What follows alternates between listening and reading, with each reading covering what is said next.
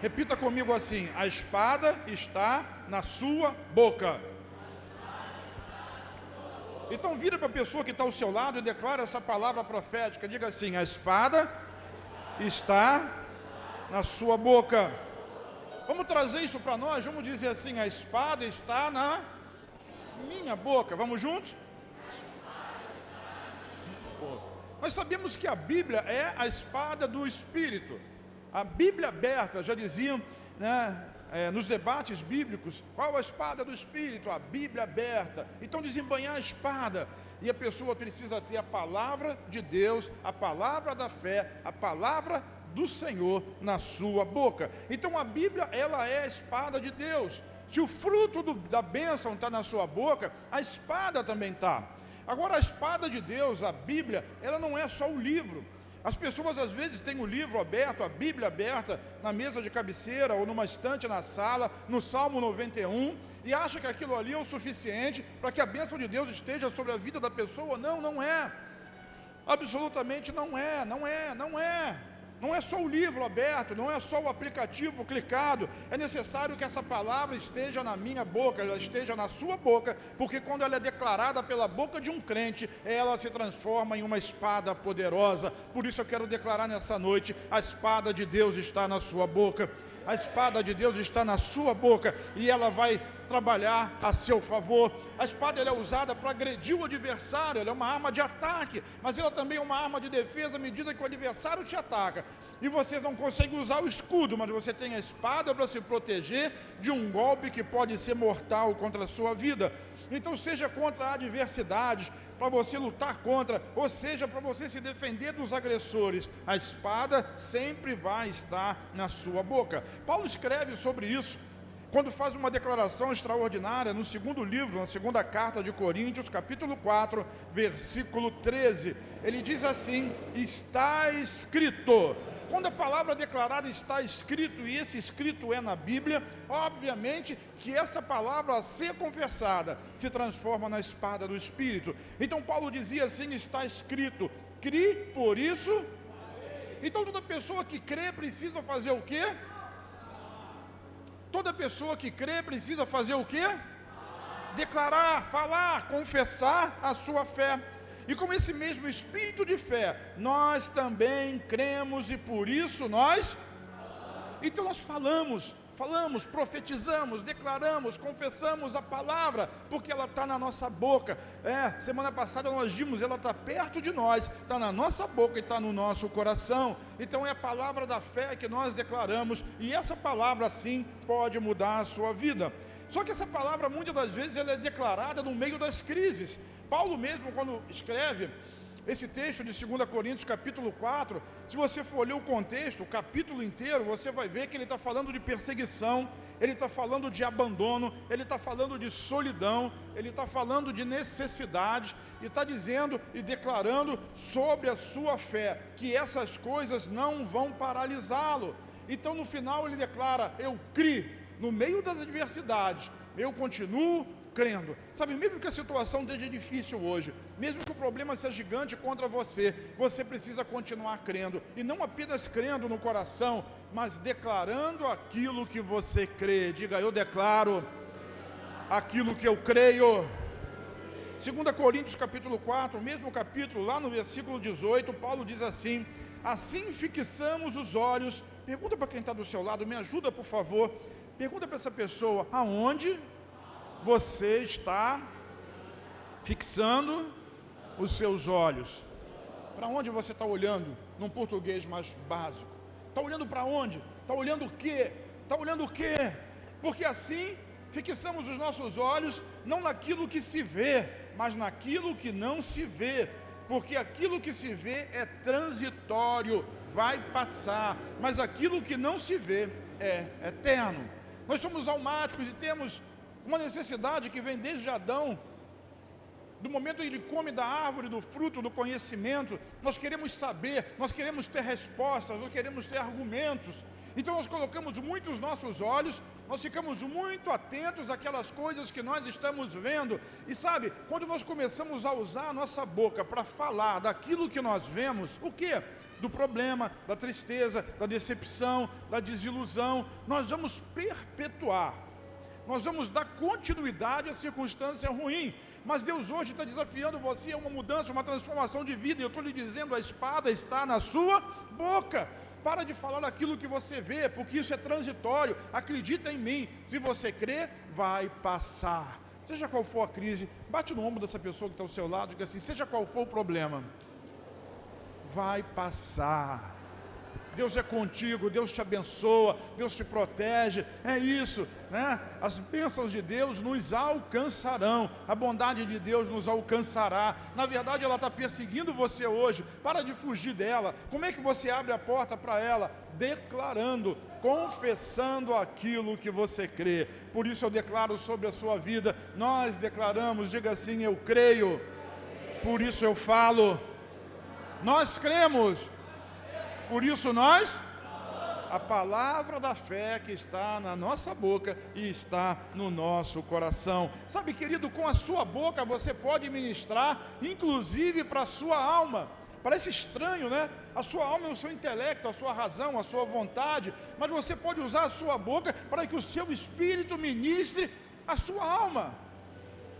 Será que é só eu que passa por momentos durante a semana de desânimo, de chateação, se aborrece com uma circunstância, se aborrece com outra, com um problema? Às vezes é um problema de família, às vezes é uma situação no trabalho, às vezes é discípulo que está ali perturbando, um perturbando o outro, parece irmão pequeno dentro de casa, e fica um provocando o outro, e fica assim, uma discipulada criando problema, não tem mais o que fazer, e essas coisas aborrecem, desanimam, e a gente sai, termina o culto, eu estou falando sobre a palavra de bênção, e o indivíduo diga assim, minha semana vai ser muito difícil. Como assim? Essas coisas acontecem, e o inimigo ataca a mente, ataca a nossa alma, para dizer, não adianta nada, você não vai, você está pregando à toa, está perdendo o seu tempo. Mas o meu espírito declara sobre a minha alma, sabe, o espírito que habita no seu espírito vai interceder, vai mover o seu espírito para que ele possa usar a sua boca e declarar a sua alma. Olha só um texto bíblico para eu poder exemplificar. Salmo 116, versículo 7, a partir do 7 até o 10, diz assim o salmista, retorne ao descanso, ó minha alma. Vamos falar juntos? Só as mulheres descansam mais, né?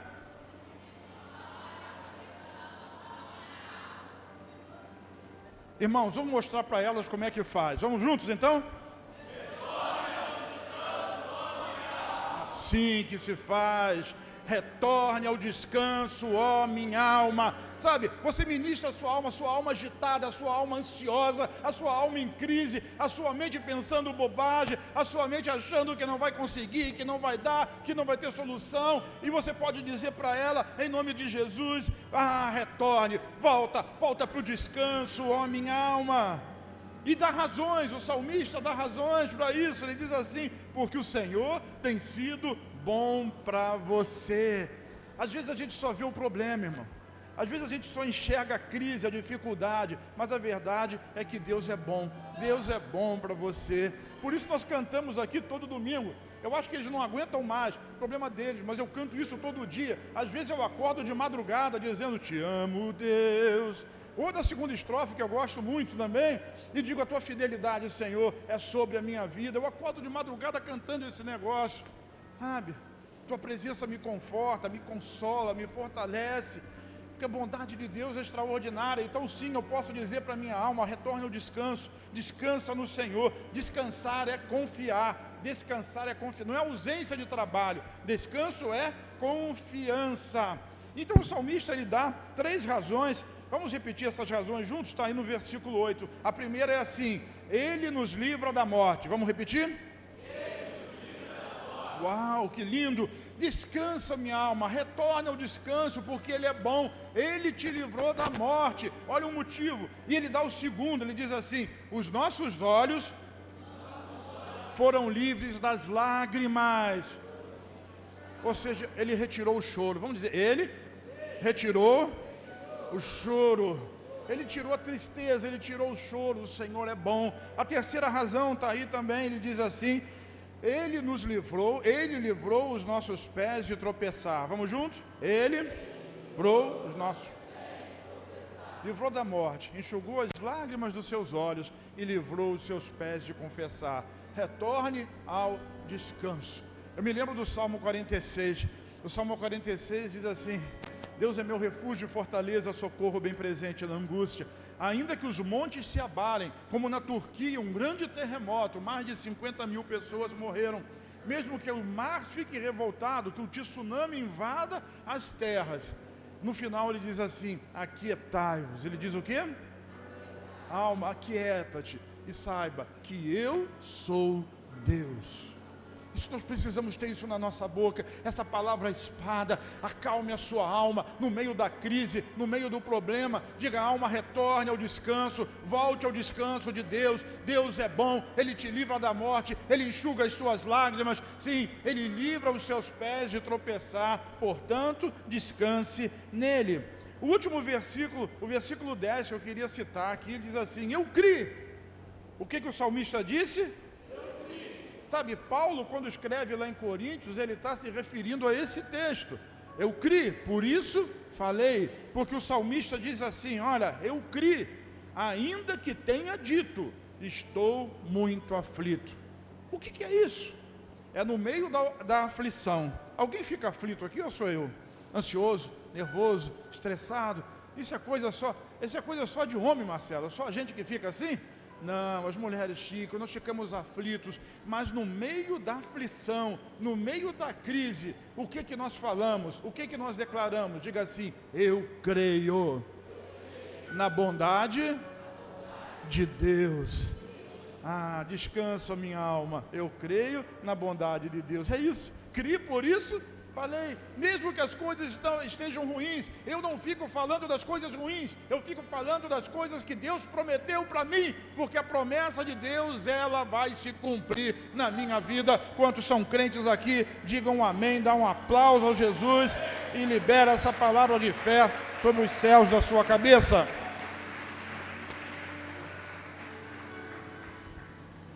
Repete comigo com a boca: repreendemos o inimigo. Tem uma passagem que eu acho extraordinária, uma promessa de Deus, está no livro de Isaías, no capítulo 54, acompanhe comigo, versículos 15, 16 e 17, diz assim: se alguém a atacar, não será por obra minha. Vamos repetir? Se alguém... Então vire para a pessoa que está ao seu lado e diga assim: se alguém te atacar, não será por obra minha. Se não é obra de Deus esse ataque, é obra de quem? Moisés. Então você já conseguiu, por associação, desvendar esse mistério. Se alguém te atacar, não é por obra minha, diz o Senhor. E ele diz mais: todo aquele que atacar se renderá a você. 16, veja, o que ele disse? Preste atenção: eu criei, diz o Senhor, o ferreiro, aquele que sopra as brasas até darem chama e forja uma arma própria para o seu fim. Deus criou o ferreiro que forja a espada. É Deus que fez isso. E ele diz mais: fui eu quem criou o destruidor para gerar o caos. Sabe, tudo isso foi formado por Deus. Mas o que ele está dizendo para você é assim: se ele te atacar, não é obra minha. O que isso significa? Significa que eu posso me defender. Sabe, aquelas pessoas que acham que Deus está nos punindo com determinada situação, não conseguem ter fé para declarar a palavra de Deus contra aquela situação. Contra uma enfermidade, por exemplo, acham que a enfermidade é uma punição de Deus por algum pecado, e não é. Jesus, a Bíblia diz em Isaías 53, um capítulozinho antes da obra do Messias, que ele verdadeiramente, diga verdadeiramente, levou sobre si todas as nossas enfermidades. Sabe, as nossas dores, as nossas doenças, ele levou sobre si. O castigo que nos traz a paz estava sobre ele, pelas suas feridas nós fomos sarados. Se ele levou, por que ele vai jogar de volta em cima de você? Não faz sentido. Mas as pessoas, quando não conseguem acreditar nessa promessa, nessa palavra, elas têm dificuldade de orar. elas têm dificuldade de declarar a própria palavra contra a circunstância. Então entenda, creia nisso, essas armas de ataque que estão acontecendo contra a sua vida não vêm de Deus, não vêm de... Então você pode lutar contra elas, porque existe uma espada na minha boca. Usa a palavra não para enaltecer o problema, mas usa a palavra para atacar o problema e declarar a bênção de Deus sobre a sua vida. A promessa, declare a promessa, sabe, declare a promessa. E olha aqui a promessa, no versículo 17, diz assim: nenhuma arma forjada contra você prevalecerá. Vamos juntos? Nenhuma. Vamos trazer isso para o nosso pessoal, para a primeira pessoa. Nenhuma.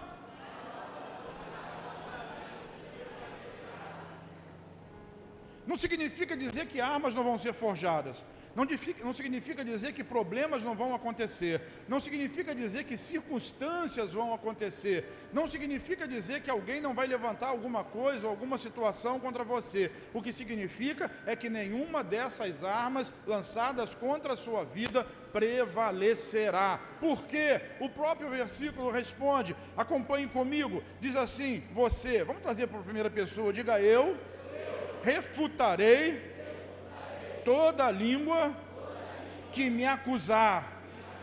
Você refuta. Como é que você refuta? Usando a palavra. Não é usando os braços, não é usando a arma, é usando a espada do Espírito na sua boca. Sim, você pode refutar toda palavra maligna que é liberada contra a sua vida, no nome de Jesus. Por quê? Porque você é bom? Não. Porque você é santo? Não. Porque você merece? Não. Mas porque Jesus já conquistou esse direito para você na cruz. Desfrute dessa verdade. Quantas palavras malignas estão liberadas, quantas profecias toscas são faladas e declaradas o tempo todo, mas eu quero dizer para você, em nome do Senhor Jesus, sabe, que o Senhor já levou na cruz todas as nossas maldições, todas as nossas dores. Ele se fez maldição no meu lugar. Para quê? Para que eu fosse abençoado. Por isso você pode virar para a pessoa que está ao seu lado e dizer assim: você é abençoado. O problema é que a gente só olha para a circunstância, e às vezes a circunstância não parece ser de bênção, mas isso não significa dizer que você não é abençoado. Significa dizer que a bênção está correndo atrás de você, e ela vai te alcançar. Sabe quando é que isso vai acontecer? Quando a espada da sua boca abrir a porta para ela entrar. A vontade de Deus é te abençoar, irmão. Aliás, Ele mesmo diz na palavra, Efésios capítulo 1, bendito seja o Deus e Pai de nosso Senhor e Salvador Jesus Cristo, que já me abençoou, já no passado, com todas as bênçãos celestiais em Cristo. Diga: eu sou abençoado. Então a arma, você levanta e fala a bênção, declara a promessa. Alguém vai dizer: você vai morrer novo porque você come demais e você é gordo. E você vai dizer: não vou não, não vou não.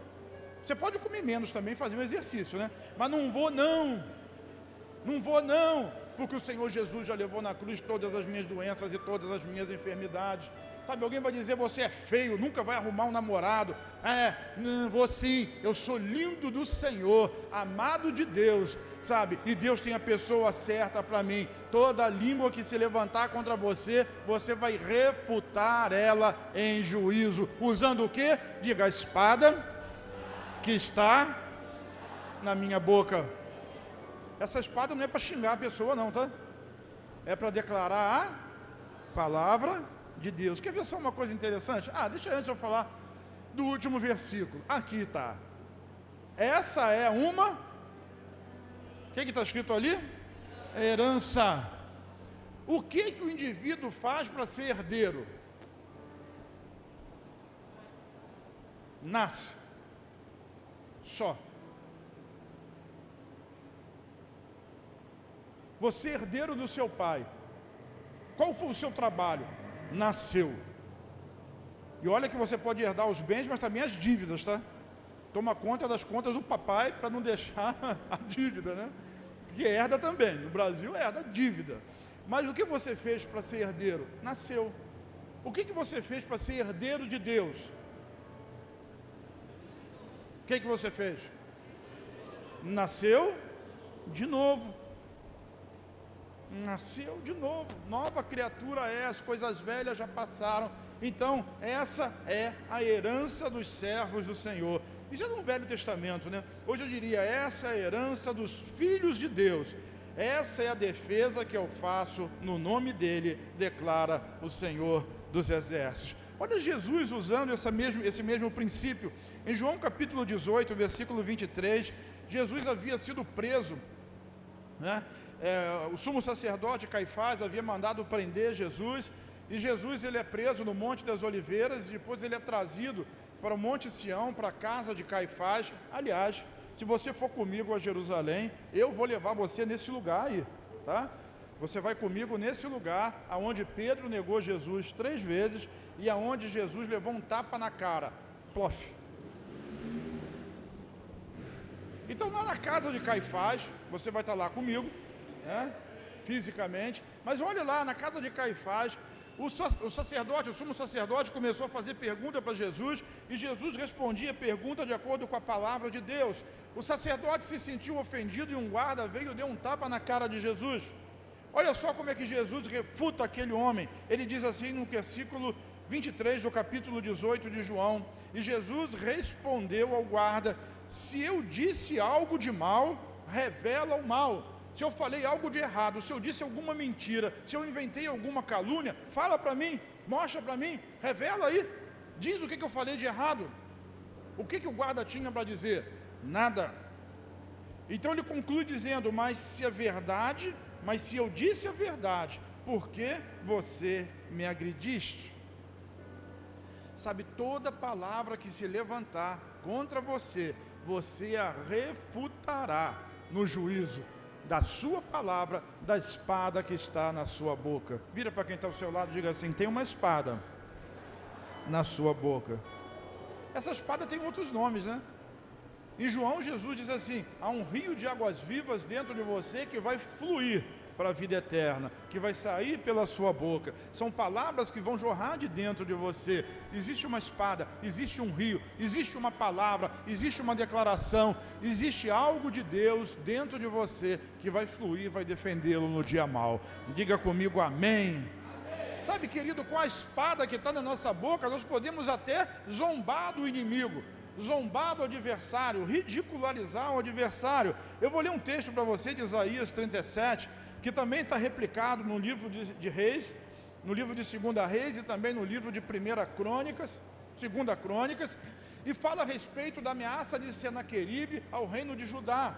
Senaqueribe já havia destruído o reino de Israel, o reino do norte. Samaria já havia sido invadida, todos os habitantes de Samaria já haviam sido transportados para outro lugar, e eles trouxeram outras pessoas para morar na cidade de Samaria, na capital do reino do norte, e agora eles queriam fazer a mesma coisa com Judá. Então Senaqueribe, o rei da Assíria, não Síria, mas Assíria, ele envia mensageiros para falar com o rei de Judá, e esses mensageiros vão para a porta do muro de Jerusalém. Você também vai conhecer as muralhas de Jerusalém comigo, e eles ficam do lado de fora da muralha de Jerusalém, gritando, ofendendo, falando calúnias e declarando aquilo que o rei Senaqueribe pretendia fazer contra o povo de Judá. Sabe o que eles estavam fazendo? Colocando medo nas pessoas. Colocando medo. O medo inibe a sua fé. O medo do fracasso inibe a sua vontade de vencer. O medo de ser envergonhado inibe a sua vontade de crescer e de vencer na vida. Mas Deus tem grandes coisas para você. E sabe, os homens do povo de Israel diziam assim: fala na nossa língua não, fala na língua de vocês, nós entendemos, para que o povo não entenda. E eles gritavam em hebraico cada vez mais forte: onde está o rei? Onde estão as alianças do rei? Nós vamos invadir essa terra, vamos conquistar todos vocês, se vocês não se renderem. O objetivo do inimigo é sempre fazer com que você se renda, desista. Esse é o objetivo do inimigo, fazer você desistir. Através do quê? Através da intimidação, através da condenação, da culpa, que vai te levar ao medo. Vamos ao texto de Isaías. O rei Ezequias, ele busca Deus, Então Deus vem através do seu profeta e entrega uma palavra de vitória para eles. Vamos ao texto, diz assim: essa é a palavra que o Senhor falou contra ele. A virgem cidade de Sião despreza e zomba de você.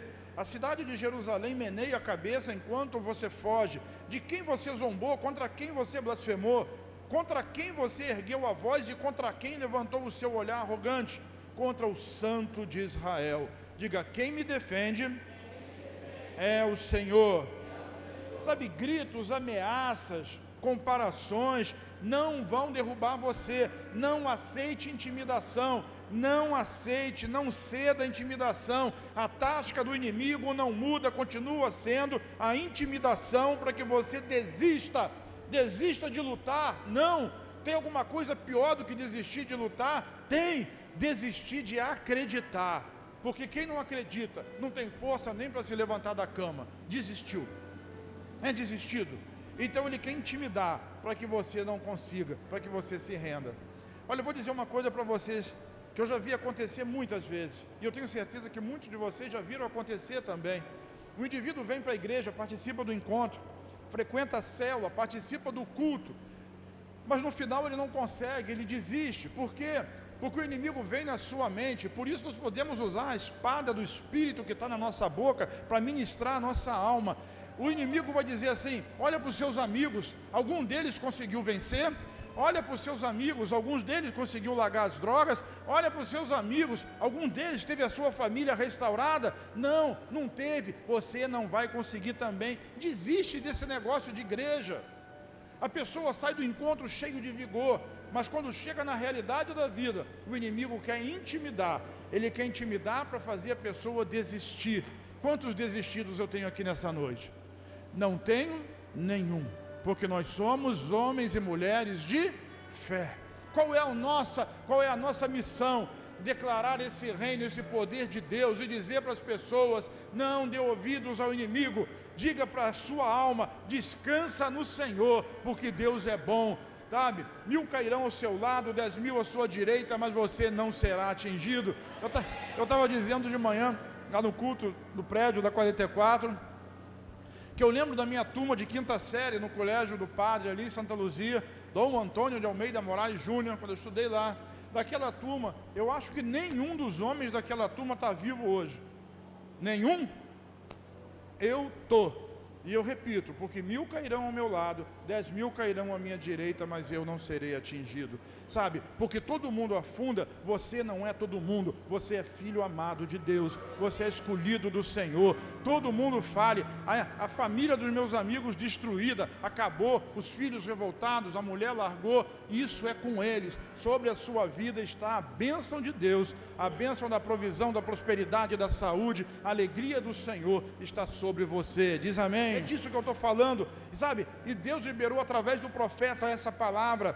O versículo 29, ele acrescenta e diz assim: sim, contra mim você se enfurece, o seu atrevimento chegou aos meus ouvidos, por isso porei um anzol no seu nariz e um freio na sua boca, e farei você voltar pelo caminho por onde você veio. Deus não está colocando freio na boca dos filhos, mas Ele coloca freio na boca dos adversários. Os adversários terão que se calar, e o que Deus estava dando e está entregando hoje para mim e para você, uma palavra de vida, uma palavra de livramento, uma palavra de salvação, uma palavra de cura. Deus não está colocando freio em você, coloca no seu adversário. A você, Ele dá uma espada, diga espada, que sai da minha boca. Sabe, se o teu inimigo vem contra você, ele vai voltar pelo mesmo caminho. Essa é a promessa de Deus, diga promessa. Qual é o problema do homem natural? Ele acredita mais na promessa de outro homem do que na promessa de Deus.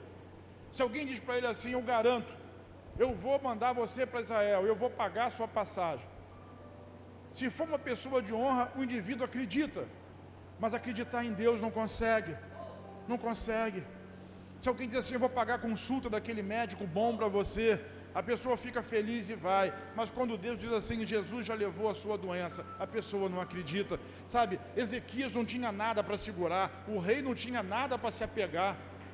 Porque Senaqueribe e os seus homens disseram assim: você está confiando em quê? Nos seus amigos? No rei do Egito? No rei de Israel?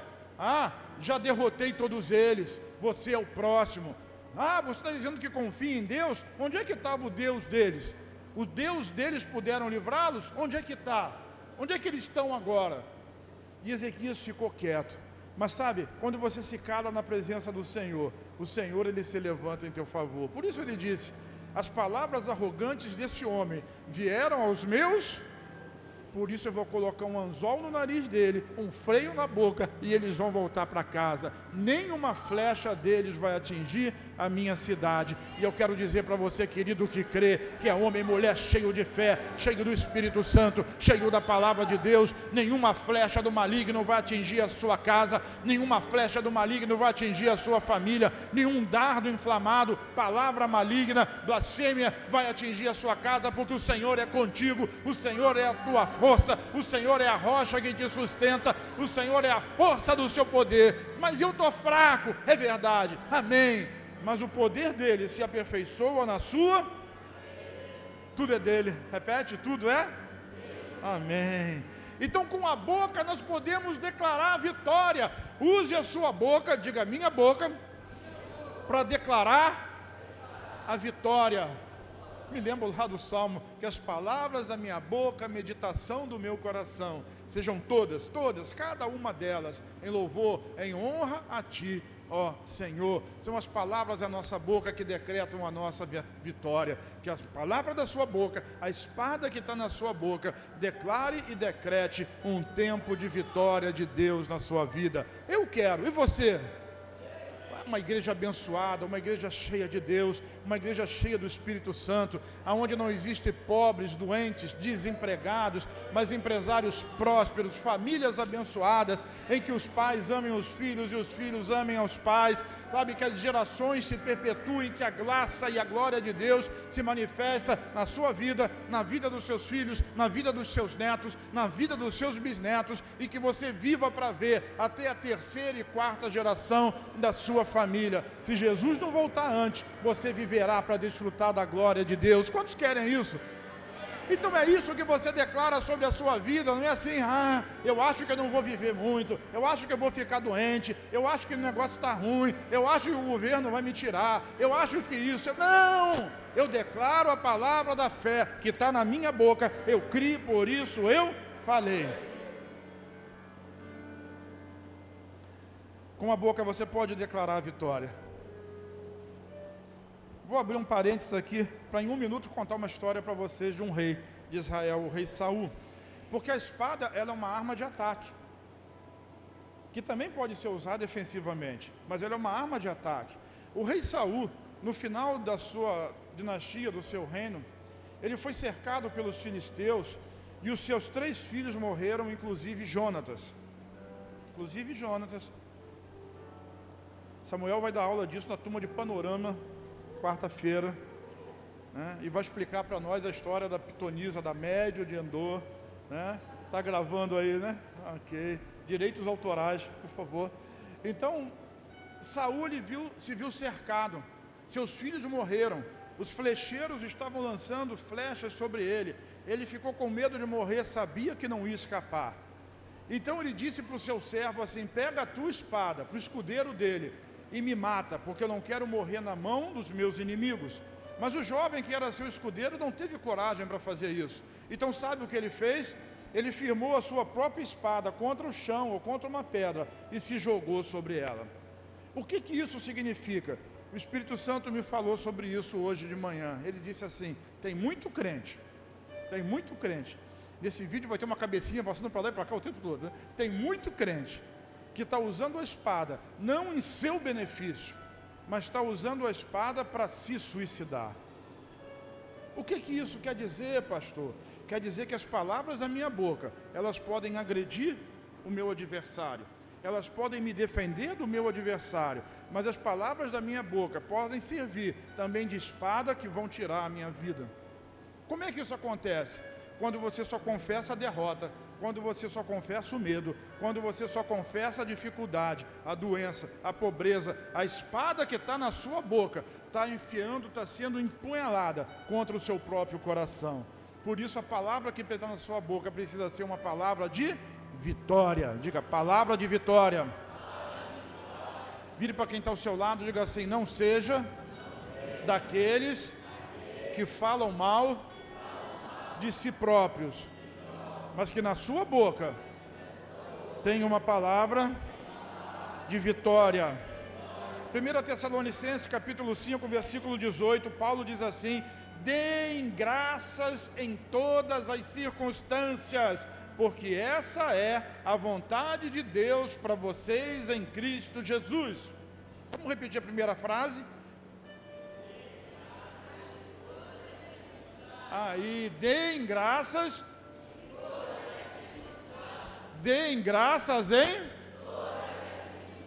em algumas circunstâncias, todas as circunstâncias. Quando está ruim, o que precisa estar na sua boca? Gratidão a Deus. Por quê? Porque Deus é bom. Deus é bom ontem, Deus é bom hoje, Deus é bom amanhã. E o fato de você passar por uma circunstância ruim não quer dizer que Deus é mau, que é ruim ou que esqueceu de você. Deus é bom o tempo todo. Como diz o filme, o tempo todo Deus é bom. Deus não esqueceu de você, Ele não abandonou você. A vontade de Deus é que você dê graças em todas as coisas por conta de Cristo Jesus. Cristo já pagou o preço para que você fosse abençoado, para que você fosse privilegiado nessa terra. Todas as bênçãos são tuas. Então, mesmo no dia difícil, que a sua boca, acostume a sua boca a semear palavras de vida, palavras de bênção, sabe? Use essa espada a seu favor e não contra você, porque se você fizer o contrário, vire para quem está ao seu lado e diga: preste atenção. Se você fizer o contrário, o próximo versículo diz assim: não apaguem o espírito. O que diz? Não apaguem o espírito. Como é que se apaga o espírito? Não dando graças a Deus por tudo aquilo que Ele fez. O Espírito está gritando dentro de você, o Espírito Santo está gritando dentro de você e está declarando a bênção, está dizendo: aquieta a sua alma, e você está dizendo: eu estou aflito, não tem jeito, eu não vou conseguir, não tem saída, eu não vejo mais solução para a minha vida, e você está dizendo palavras que destroem você mesmo. Não, assim você está apagando o Espírito Santo. Mas quando você dá graças a Deus, dá louvor a Deus em todas as circunstâncias, você faz o Espírito Santo fortão na sua vida. Você fortalece Ele e Ele fortalece você, sabe? A alegria do Senhor é a sua força. Quando você dá graça a Deus, você alegra o Espírito Santo. E quando o Espírito Santo se alegra, sabe quem é beneficiado? Você diz assim: eu. Porque na alegria do Senhor está a minha força. Deus é Pai, Ele se alegra com você. O próximo versículo diz um pouquinho mais. Diz assim: não tratem com desprezo as profecias. Vamos trazer essa palavra promessa, profecia, promessa. Não trate com desprezo as promessas. Sabe por que Senaqueribe não conseguiu invadir Judá? Ele derrotou todos os reinos que estavam em volta, mas Judá ele não conseguiu jogar uma flecha, jogar uma pedra, porque Deus lutou contra ele. E Deus lutou contra ele porque o profeta liberou uma palavra. O que o profeta liberou? O profeta liberou uma palavra. Uma palavra pode mudar a sua vida, uma palavra pode mudar a sua história. Uma palavra. Ezequias não tinha onde se segurar, então ele se segurou aonde? Na palavra. Palavra. Não despreze a promessa. Diga: eu não desprezo a promessa. Está tudo ruim, mas tem uma promessa. Então você se agarra na promessa. E o tudo ruim vai ter que ceder, porque tem uma promessa em andamento na sua vida. Tem uma promessa em andamento na sua vida. O problema é que nós só olhamos para a crise. Olhe para a promessa. Desvie os seus olhos da crise, do problema, da dificuldade. Olhe para a promessa.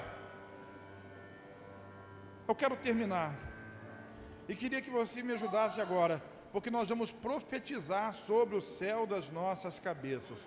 E eu vou lhe dizer uma coisa, não importa a situação da sua vida, se você é crente, você é filho, e tem o poder da palavra do seu Pai na sua boca. Sim, você também pode mudar a história da sua vida através da palavra de Deus que sai da espada que está na sua boca. Eu vou lhe contar uma história do profeta Ezequiel.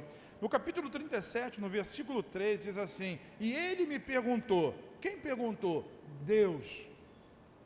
Onde é que Ezequiel estava? Ezequiel estava na frente de um vale cheio de ossos secos. Imagine se você na frente da crise, do seu problema, do dia mais difícil da sua vida. Presta atenção, porque isso pode mudar a sua história. Você está diante da situação mais crítica, mais difícil da sua vida. Eu me lembro do ano 2020, acho que 2020, 19, quando a pastora teve um diagnóstico de câncer na tireoide, e aquilo deixou a gente muito perturbado, né? E Deus me deu uma palavra. Eu orei por cura, e Deus me deu uma palavra e disse: eu vou curá-la através das mãos do médico.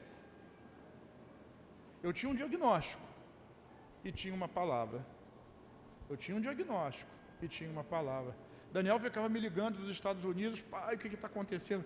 Daiane, eu nunca contei isso para você, né? Eles ficavam me cercando dentro de casa e diziam assim: isso é grave? Vai acontecer alguma coisa?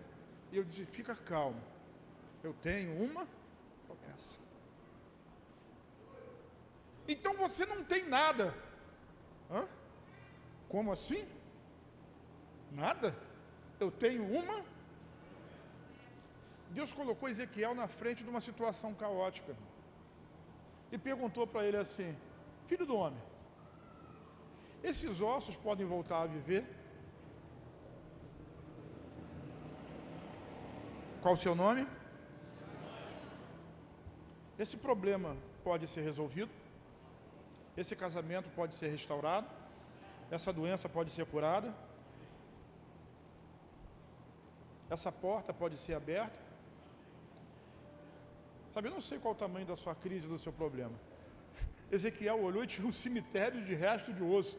E ele ficou olhando assim, pensou: Deus pode todas as coisas, mas, Senhor, Tu sabes se pode resolver.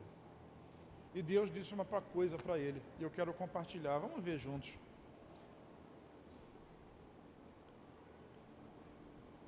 Então ele me disse, olha o versículo 4. Então ele me disse, Deus me disse: profetiza a esses ossos e diga-lhes: ossos secos, ouçam a palavra do Senhor. O que ele mandou fazer?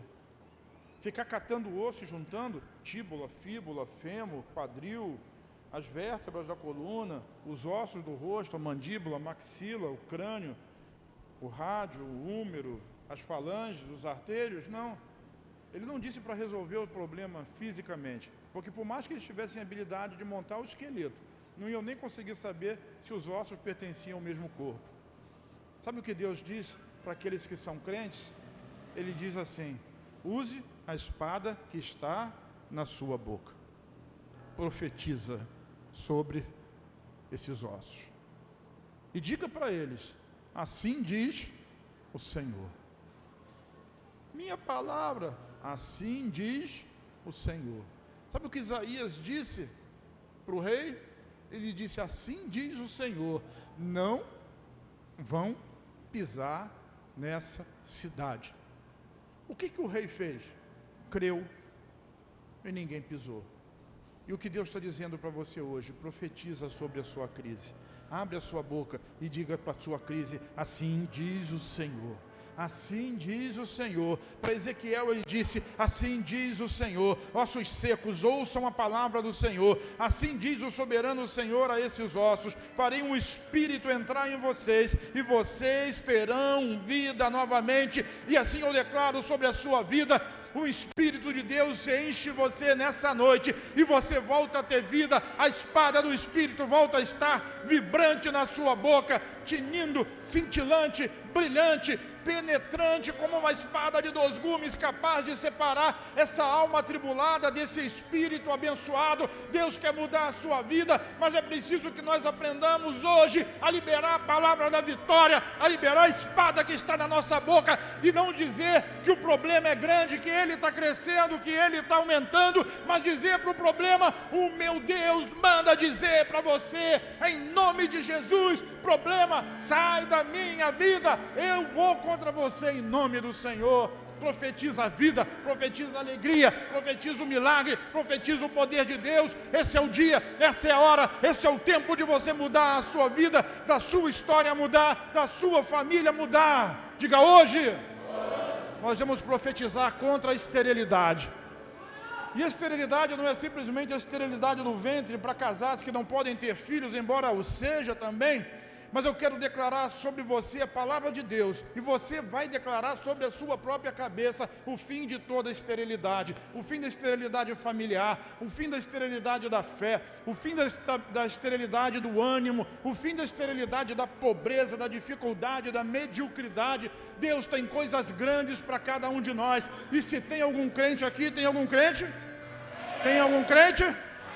Fica de pé comigo então, em nome do Senhor Jesus, e vamos começar a profetizar nessa noite. Quem está preparado para profetizar, diga: eu estou. Eu estou.